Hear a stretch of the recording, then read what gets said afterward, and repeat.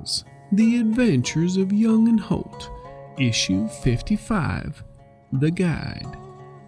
I'm your narrator, Ernest Wick, intrepid reporter for the Tombstone Epitaph. In this issue, Young and Holt gather together everything and everyone they need to before heading out to stop Reddington. But before they do that, they need to find All Seasons Valley. A task not easily done, but one that needs to be done quickly. Well, we're burning daylight, so we'd best get on with where they're at.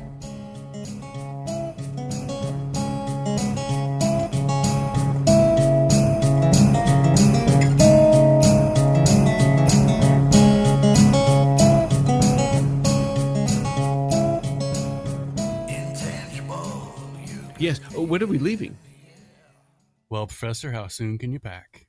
I could be ready to go at a moment's notice. Professor, Joshua will take a big puff off his pipe. This is a moment.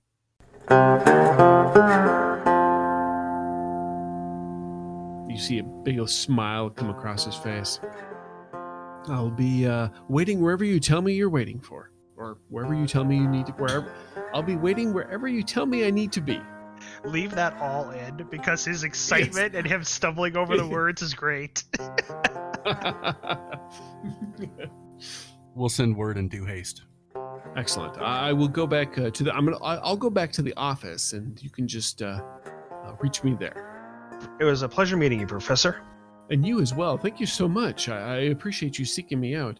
Joshua will look him up and down. You might want to pack something a little more rugged.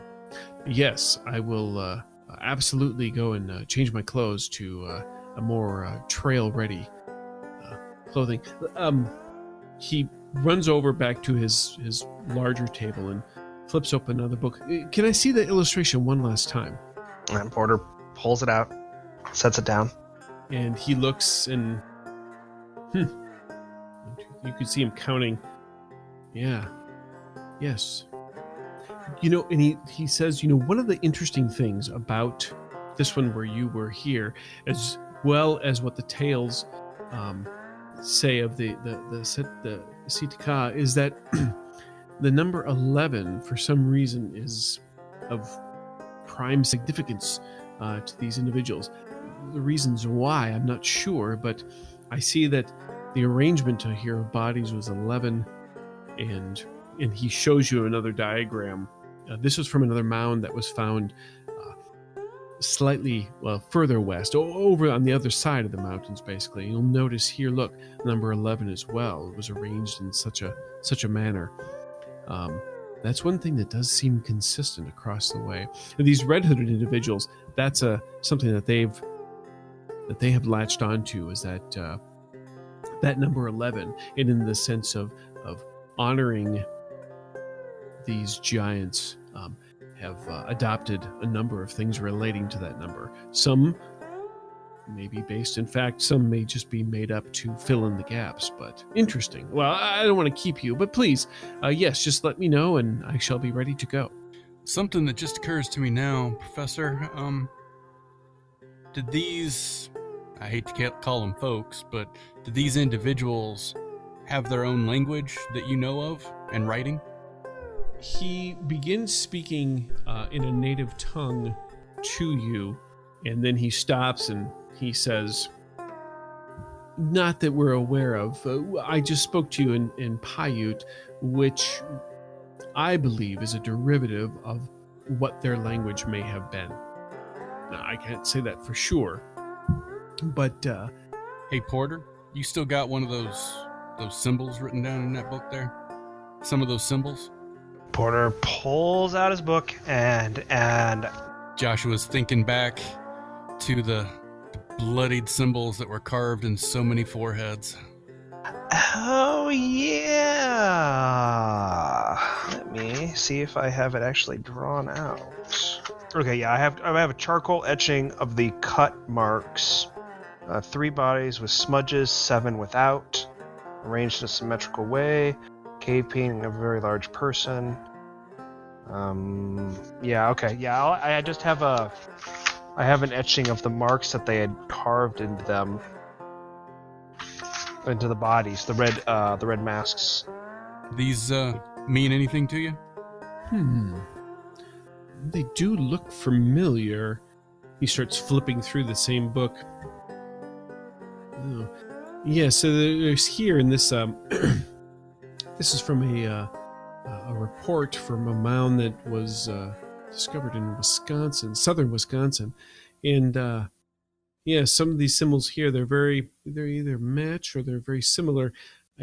The problem is I don't know exactly what they mean. There hasn't been enough evidence uncovered yet to reveal what that might be.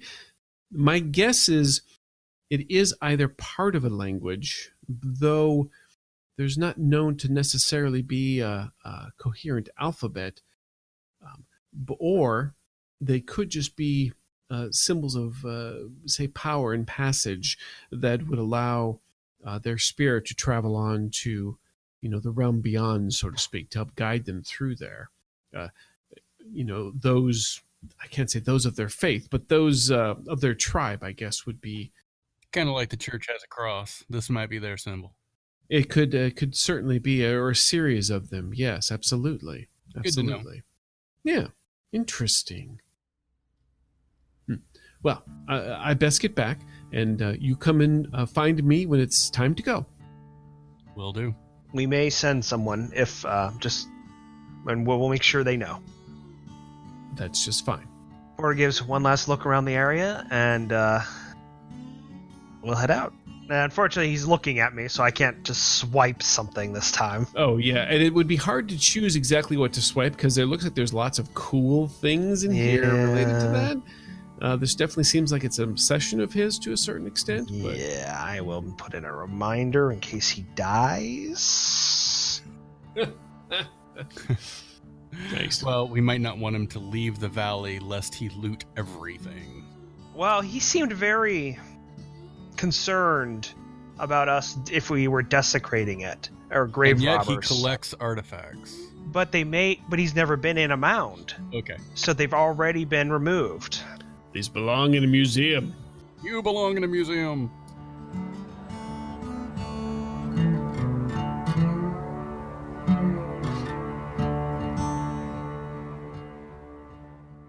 So what do you think? Should 11 of us venture forth into the valley? I'm glad you weren't I wasn't the only one that had that thought.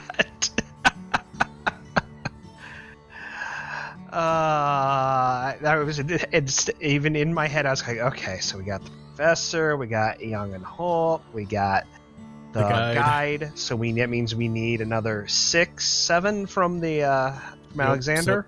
7 backup. If this isn't an 11-on-11 fight, then I will be sorely disappointed. Well, I doubt the professor's going to be doing much in the fight. Yeah. But there's 11 of us, so that's what matters. And I'm sure we count for at least 2. I mean, you took out 4 by yourself, didn't you? Well, yeah, I did that too in the Singer fight, but no, I'm not counting.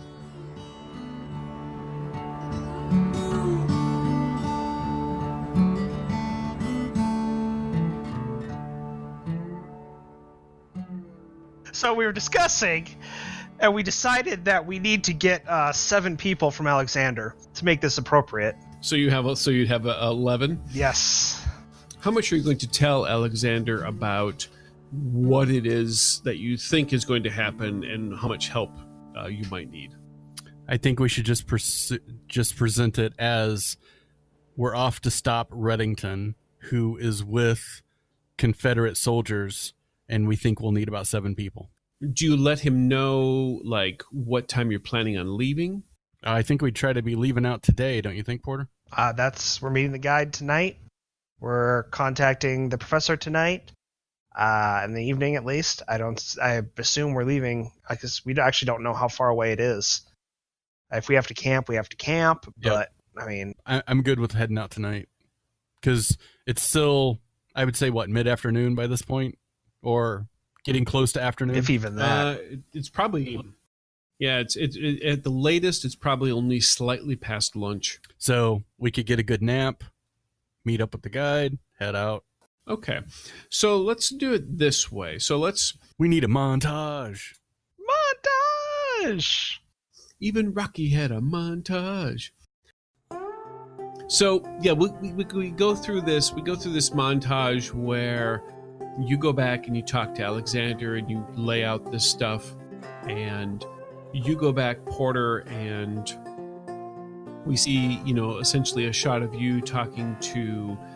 Actually, it's Gerald. Jasmine's nowhere to be found in this, and with him is this old Native American woman, and this is Lomasai, and she's going to be your guide, and she does tell you essentially that this may be several days' journey, or at least a day, if not more. So pack appropriately. In that case, yeah, then Porter would then go out and get some supplies and stuff like that. Because, by the way, he's not letting anyone cook for him the entire trip. So I think one other thing that needs to be in the montage is Joshua heading into the post office and mailing a parcel to Ingersoll.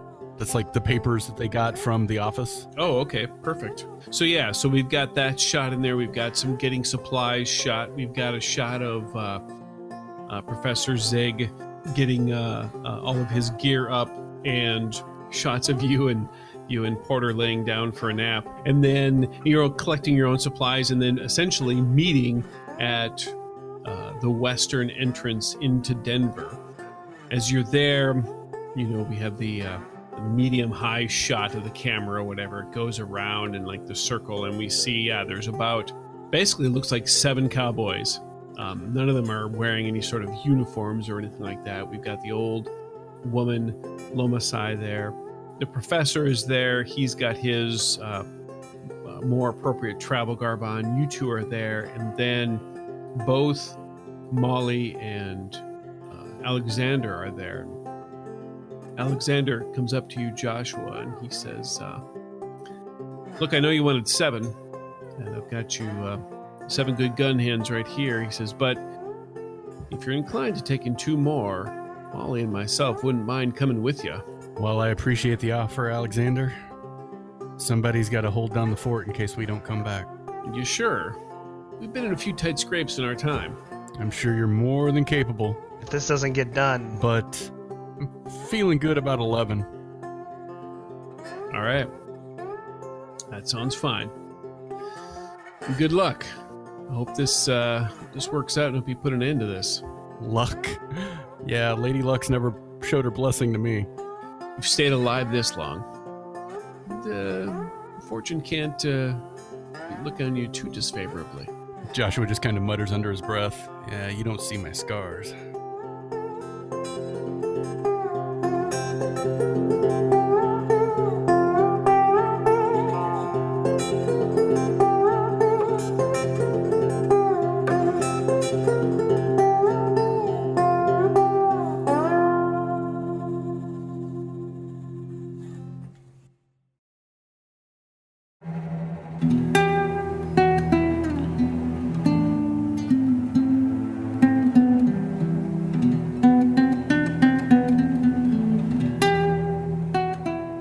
So the 11 of you mount up, get ready to head out. As you're about to go, Lomasai, she turns and she does look at the rest of you, and she says, "This is not going to be an easy trip. Pay attention. Pay attention." And she turns around and starts going on her horse.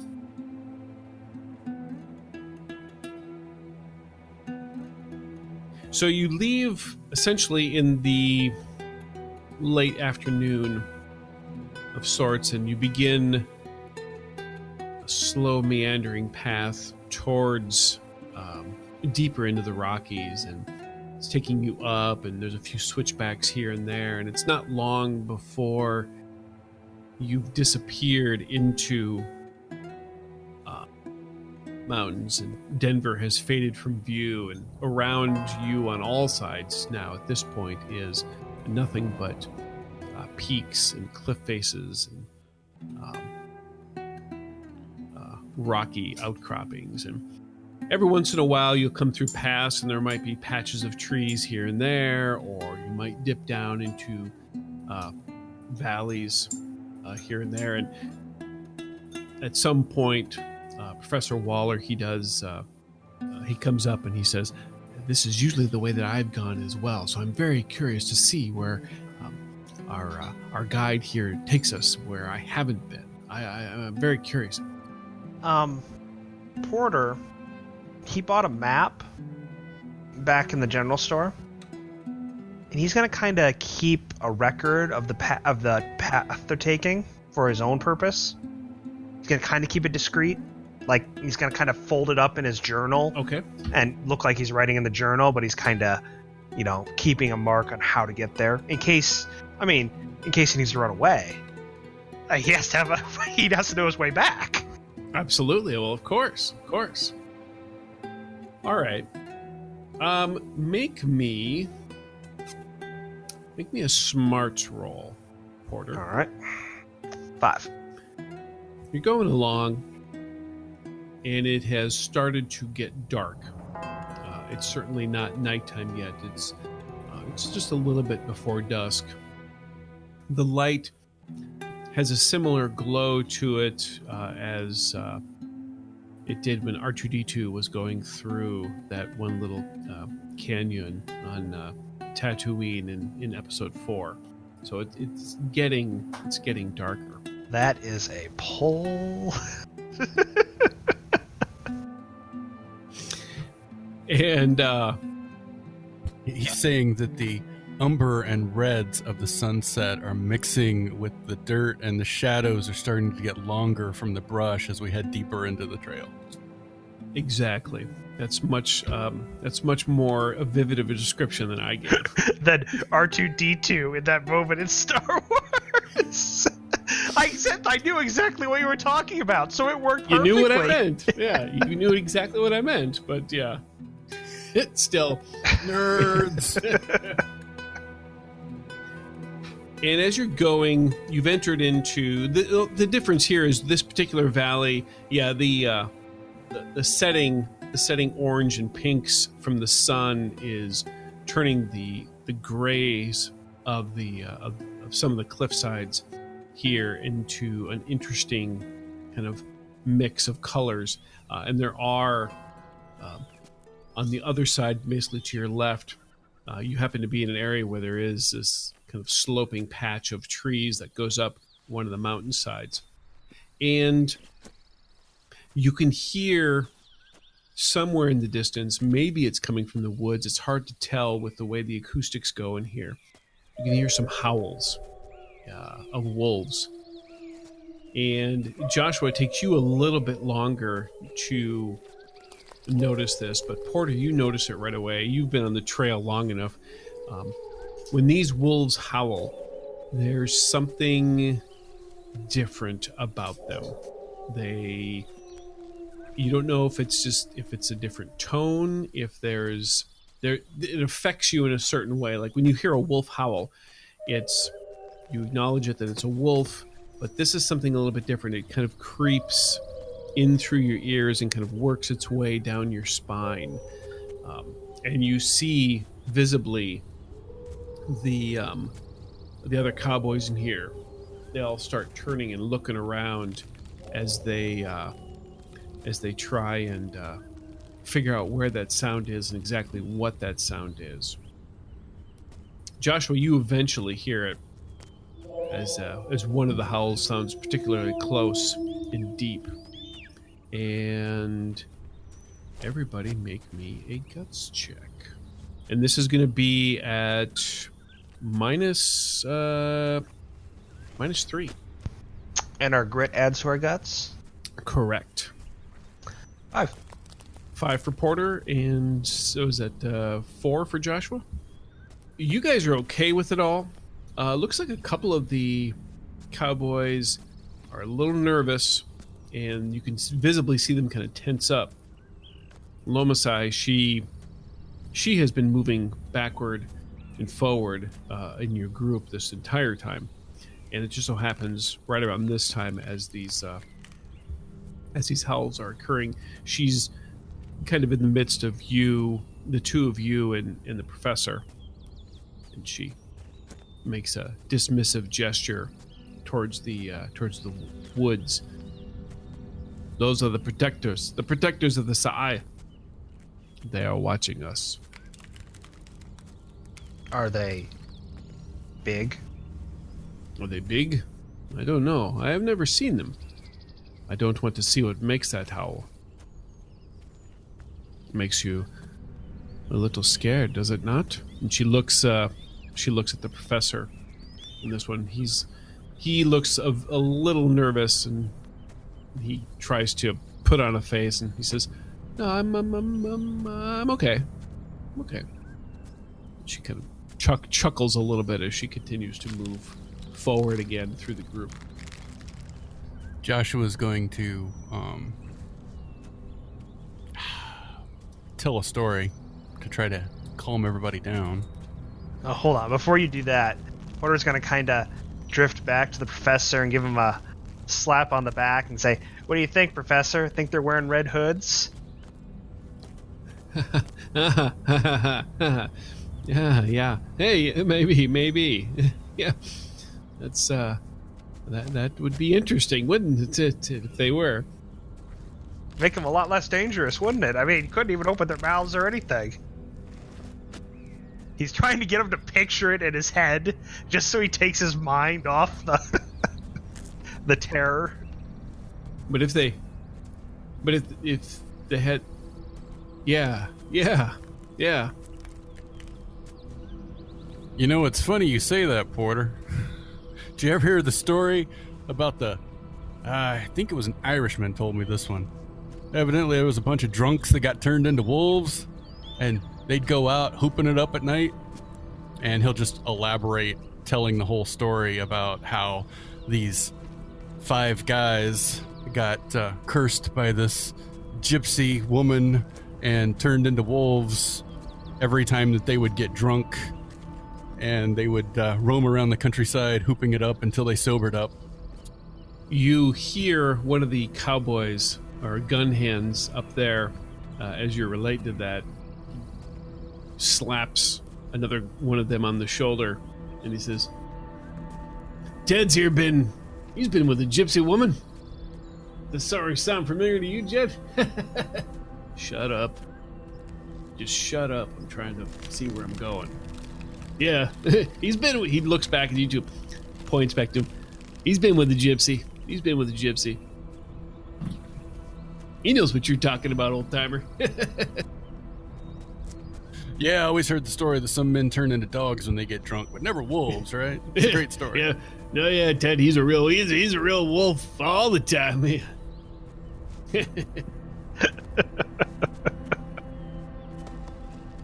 So, I didn't catch your name. If that's Ted, wouldn't be Alex, would it? No, why do you ask? No, nothing. You all right there, Porter? Just got a bug in my throat. You should probably ride with your mouth closed there. Yeah, the kind who was poking fun at Ted, he backs up a little bit. He says, "Yeah, usually this late in the season, they're not. Skeeters ain't so bad. Zeke, Alexander told us you're kind of our benefactor, kind of the commander here." Porter kind of glares at Joshua. "Don't you say it." He's talking to you. Joshua's milling over what he should say at this point, just staring at Porter. Porter's giving him the eye. He doesn't actually say anything out loud, but he knows. Joshua gets this devious grin on his face. Say what, boss? All right, so Zeke looks at you. So, boss, we should probably make some camp here soon then, huh? So you say that, and then I turns to Lomasai and say, "Do you know a good place to camp coming up?" She turns back and she says, "Do you think it matters?"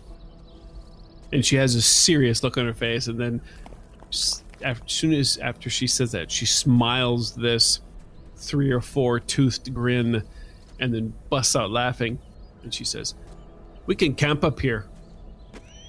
And she trots off in that direction. It's like almost at the edge of the forest. Porter's like, Josh was laughing out loud. You heard the woman. We're gonna camp up here, guys. Let's go.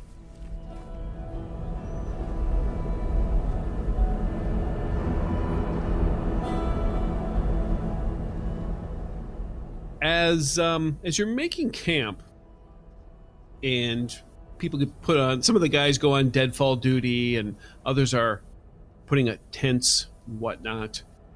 It goes from dusk to dark very quickly. Like, you see the light begin to fade, and then it almost just immediately becomes very dark, very quickly. And you haven't gotten the fires lit yet.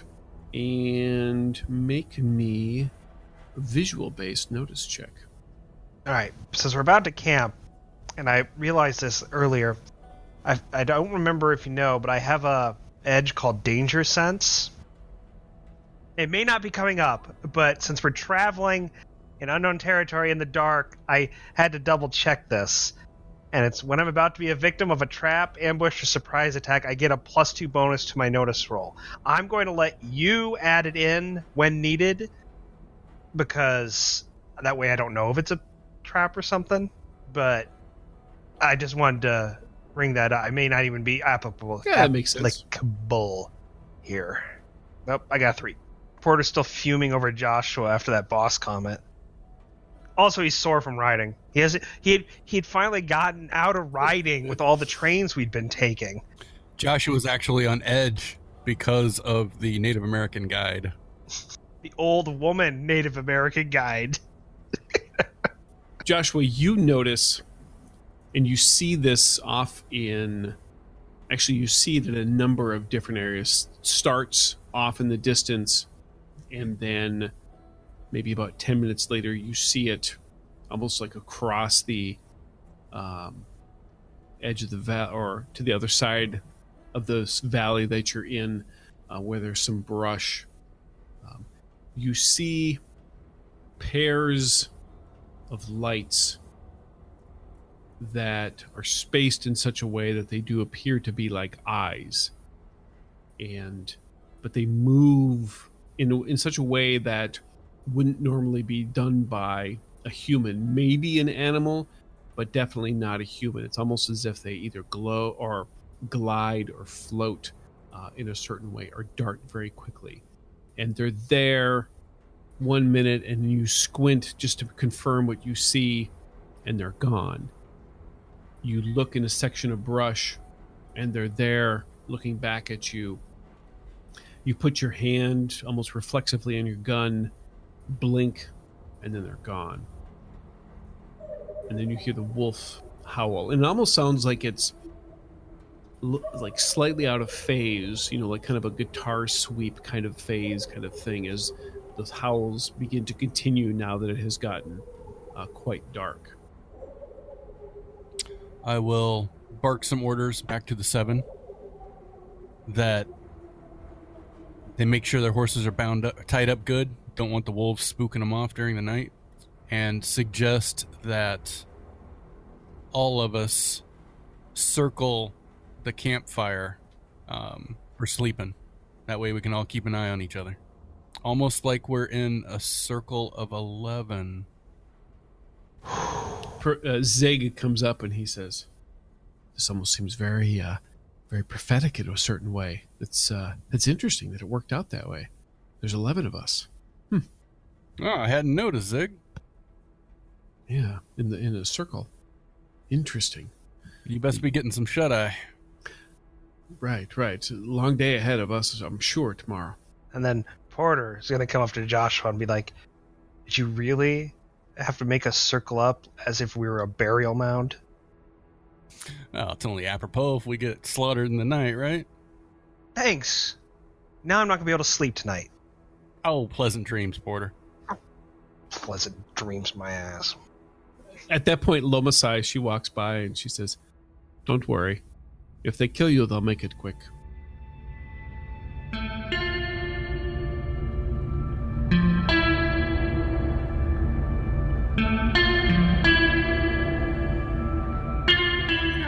Well, that doesn't sound pleasant at all, and I think it's about to get worse.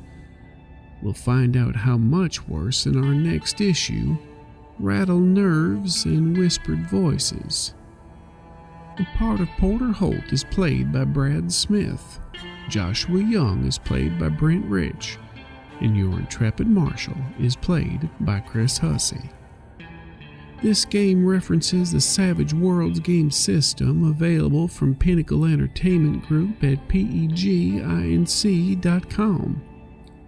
It is unofficial media content permitted under the Media Network Content Agreement. This content is not managed, approved, or endorsed by Pinnacle Entertainment Group, and certain portions of the materials used are the intellectual property of Pinnacle, and all rights are reserved. Savage Worlds, all related settings, and unique characters, locations, logos, and trademarks are copyrights of Pinnacle Entertainment Group. Thanks also to Fear the Boot. Support their Patreon at patreon.com/feartheboot. Intro and exit music by Half Deaf Clatch. Some sound effects by Plate Mail Games. Contact information for the cast as well as music links can be found in the notes on our website, youngandholt.com. If you enjoy these issues, please consider dispensing a lovely 5-star review on wherever you do listen from. Please search for Fear the Boot Actual Play.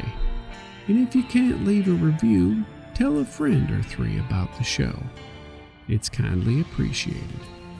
I'm Ernest Wick for the Tombstone Epitaph. And remember, it's better to have been dealt a wild card and lost it than never to have been dealt a wild card at all. May all your trails be dust-free.